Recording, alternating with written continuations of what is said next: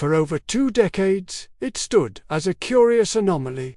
Prince Andrew and Sarah Ferguson, divorced yet sharing the same roof at Royal Lodge, a symbol of their unconventional bond, a testament, many believed, to an enduring, if eccentric, love. But what if that was never the true story? What if, behind the carefully curated smiles and the shared address, lay a web of secrets, leverage, and mutual protection that is now, in real time, spectacularly unraveling? Something profound has broken inside Royal Lodge, and its collapse threatens to expose truths that reach far beyond just these two. Just 2 months after an arrest warrant was issued for his arrest over sexual offences against a minor, Prince Andrew hosted Epstein, Harvey Weinstein, and Ghislaine Maxwell at Royal Lodge for his daughter Beatrice's 18th birthday party. This chilling detail is merely one thread in a much larger, darker tapestry. Today, however, the focus is squarely on Royal Lodge itself, and the dramatic, sudden shift within its ancient walls. Andrew Mountbatten Windsor has given his household staff explicit orders. Sarah Ferguson is no longer welcome in his presence. After more than 2 decades sharing the same roof despite their official divorce, he's drawing a hard line. And Sarah, devastated, furious, and scrambling to understand what went wrong. But here's what the mainstream 1T tell you: their relationship was never what it appeared to be. And the real reasons they stayed together all these years reveal a web of secrets, leverage, and mutual protection that's now unraveling in real time. Women's Day broke the story.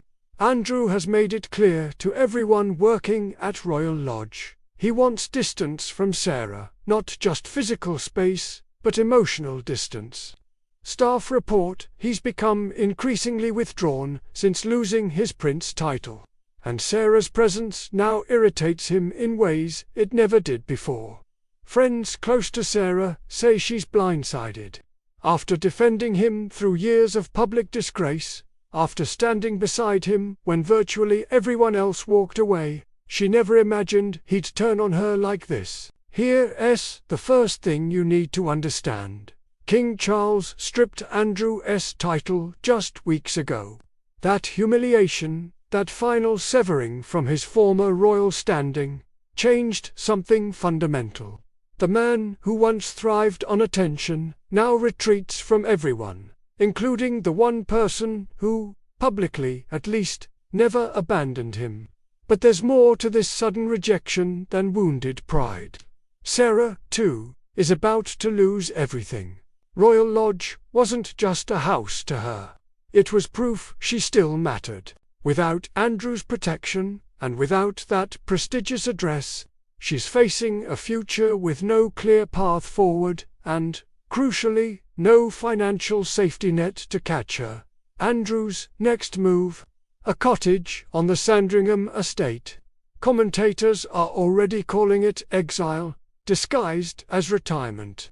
Isolated from London, removed from royal events, cut off from the life he knew. It's the monarchy's way of making someone disappear without officially banishing them.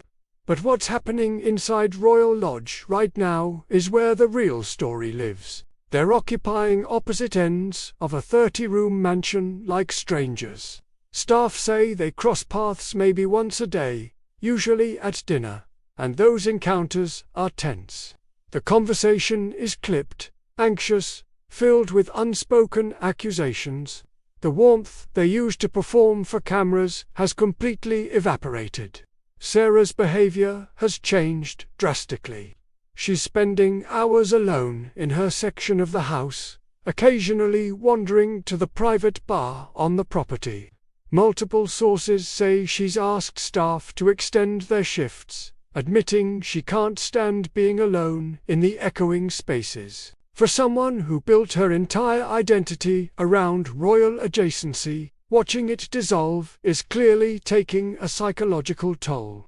But here's where most people get it wrong. Everyone assumes they stayed together because they still loved each other. That's not what happened. Their arrangement survived this long because it served specific, strategic purposes for both of them. And understanding those purposes explains precisely why it's collapsing now.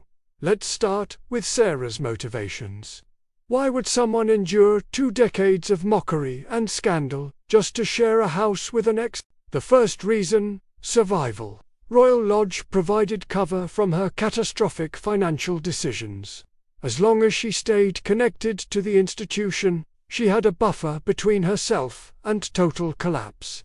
Second, and crucially, she possesses information. She was there during Andrew's entire trade envoy period. She watched the meetings, knew the travel companions, saw the lifestyle up close. That knowledge, that intimate understanding of his world, gave her insurance. As long as she stayed quiet, she stayed protected. Third, money was always the issue. Her own ventures consistently failed. Her debts piled up faster than she could manage. Andrew's connection to royal resources kept her from drowning completely. Fourth, her daughter's futures. Staying aligned with Andrew meant Beatrice and Eugenie maintained their royal standing, their invitations, their place in the family hierarchy. And fifth, and this is crucial, she was terrified of life outside that bubble. Without royal protection, she'd face her creditors, her critics, and her past decisions with no shield. Staying meant safety. Leaving meant exposure. Notice the pattern here. Not one of those reasons is romantic. Every single motivation was strategic. Now, flip it. Why would Andrew tolerate someone who brought him nothing but additional scandal? Here's the truth nobody wants to say out loud. She knows things. Not rumors, not speculation. Facts. She knows who he spent time with, what arrangements were made, which favors were exchanged. Keeping her inside the house kept those facts contained. They had an understanding. A silent pact, neither could expose the other without destroying themselves in the process. That unspoken agreement kept them both from cooperating with outside investigations or speaking to journalists. Beyond the secrets, she was functionally useful. She ran aspects of the household, handled social obligations, provided companionship when other royals stopped returning his calls. She made his isolation feel less complete. Pushing her out during his worst public moments would have looked heartless. Having her nearby softened the narrative slightly, made him seem less alone, less toxic. And finally, they'd become dependent in ways that transcended the original arrangement. Neither had truly built a life outside of each other. The dysfunction was familiar. Change was frightening. But here's what changes everything. Both of them are apparently looking for new romantic partners. Andrew has mentioned dating apps. Sarah's reportedly open to meeting someone new. The timing is not coincidental. When Royal Lodge goes away, so does the glue holding them together.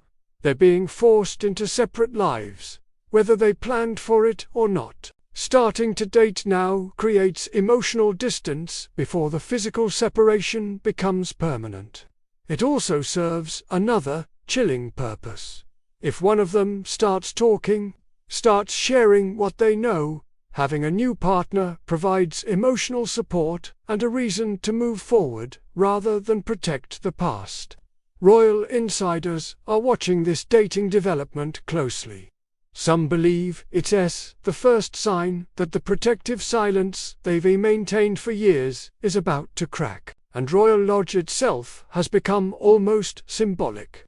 The staff describes an oppressive atmosphere. Rooms that used to host parties now sit dark. Friends stopped visiting months ago. The energy inside the house reflects the relationship, strained, decaying, held together only by logistics and the fear of what comes next. Andrew holds up in his wing, avoiding confrontation. Sarah moves through the halls like someone waiting for bad news. When they do share meals, conversations are whispered, rushed, dominated by worry about timelines and moving logistics. This isn't just the end of their living arrangement, it's the breakdown of a mutual protection system that has kept secrets buried for over 20 years. So, here's what you need to be asking. What exactly does Sarah know that made Andrew keep her close this long? Why is he suddenly willing to risk pushing her away now? And when they're finally living apart, who speaks first? Because someone will. The question is whether it happens through a calculated tell-all book, a desperate media interview, or leaked information that surfaces when they're no longer protecting each other. When Royal Lodge empties and they're no longer bound by proximity, the information that comes out could rewrite what we thought we knew about the last 2 decades of royal scandal. If you want to understand why Sarah was so desperate to maintain this arrangement in the first place, you need to see the financial disaster that made her dependent on Andrew. The wasteful spending, the unpaid staff, the Queen's repeated bailouts that totaled millions.